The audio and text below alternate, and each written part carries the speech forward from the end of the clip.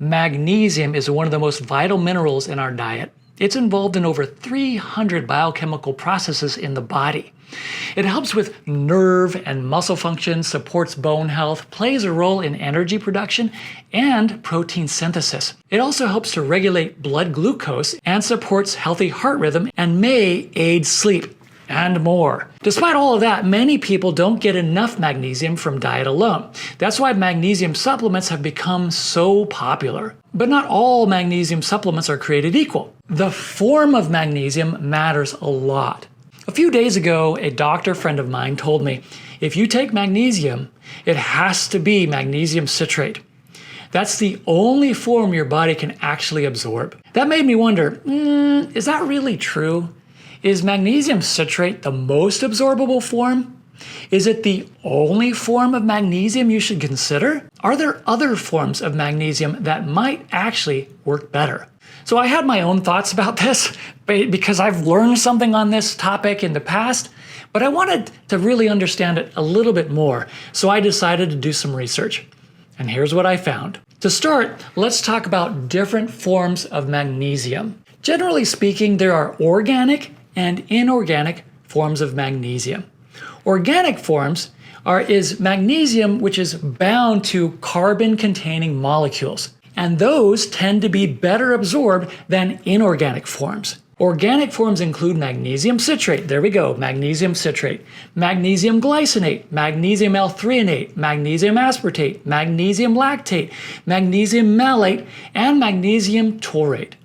And by the way, this is not intended to be a comprehensive list. Inorganic forms include magnesium oxide, magnesium chloride, and magnesium sulfate. Studies show that many organic forms, including magnesium citrate and citrate's relatives, and several others, are more bioavailable than inorganic forms like magnesium oxide and sulfate. That means that if you're taking magnesium to actually raise your body's magnesium levels, not just for a short-term laxative, a well-absorbed form of magnesium matters.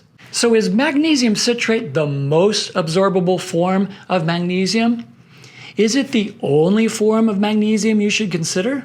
Based on the research I've done, yes. Magnesium citrate is widely considered one of the most well-absorbed forms, but it's not alone. So the answer is partially yes. Magnesium glycinate, magnesium L-threonate, aspartate, lactate, and taurate are also identified as better absorbed than poorly absorbed versions like magnesium oxide, magnesium chloride, and magnesium sulfate. But even the poorly absorbed versions have their place, as we'll see in a minute. In short, magnesium citrate is a good choice, but it's not uniquely perfect. It's not the only one you should consider.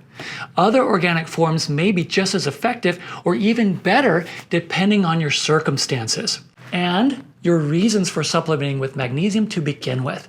Because various forms of magnesium behave somewhat differently, many experts recommend choosing based on what you're using it for. For example, for general supplementation and for correcting magnesium deficiency, magnesium citrate, there we go, magnesium citrate is a good choice, but so is glycinate, chloride, and other well-absorbed forms. All are reasonable choices. Now let's get a little more specific. For improved sleep, stress, anxiety, and relaxation, magnesium glycinate is often recommended because it's well absorbed and it tends to be gentle on the stomach and because it may help with relaxation and sleep. For brain health, memory, and cognitive support, magnesium L-threonate is considered to have good bioavailability, and importantly, it's been studied for its potential to increase magnesium levels in the brain and possibly support cognitive functions, memory, or age-related memory deficits. Some research showed it's the only version of magnesium that can cross the blood-brain barrier. For muscle cramps or recovery, energy, and muscle support, forms like magnesium malate, sometimes paired with malic acid, are often used for muscle support or fatigue-related concerns. For digestive issues, constipation, or gut motility, some magnesium, especially magnesium oxide, which tend to be poorly absorbed, as we talked about, but in this case, it's a good option because it tends to attract water into the intestines. That acts as a laxative and helps to get things moving again. So it's not the best for dietary supplementation, but it does have a place depending on the situation. Now, before we continue, I want to ask you a question.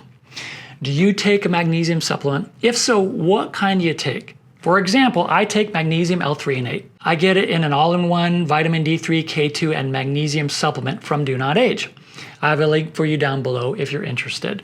Sometimes I've taken magnesium glycinate at night if I've had some trouble sleeping. So what about you? What kind do you take? Let me know in the comments below. I've been using the Hume Health Body Pod for the last few months, and man, I love this thing. I use it mainly to measure my weight, muscle mass, body fat percentage, and visceral fat. And the cool thing is it's 98% accurate compared to DEXA, and I don't have to schedule an appointment. I can measure my body fat percentage anytime I want, and I love that. It's so cool. Now, it can do a whole lot more than that. It can measure more than 40 different biometrics, but those are the 4 that me personally, that I like to focus on. And I've noticed recently that this has become a very good tool for holding me accountable to following through on my exercise and watching my nutrition plan a little bit more closely, because you see that number, and that number does not lie. I found it to be very helpful and sometimes a little frustrating. Sometimes it's a little brutal to see the number and you haven't moved the needle much. If you want to try a Hume Health Body Pod, I have a link for you down below. You can save 15%, and that discount will stack on any sale that they might be having. So whatever the sales price is, you can get an additional 15%. Also, if you have an HSA or an FSA, you can use it to pay for this. It's a qualified expense, and in some cases, your health insurance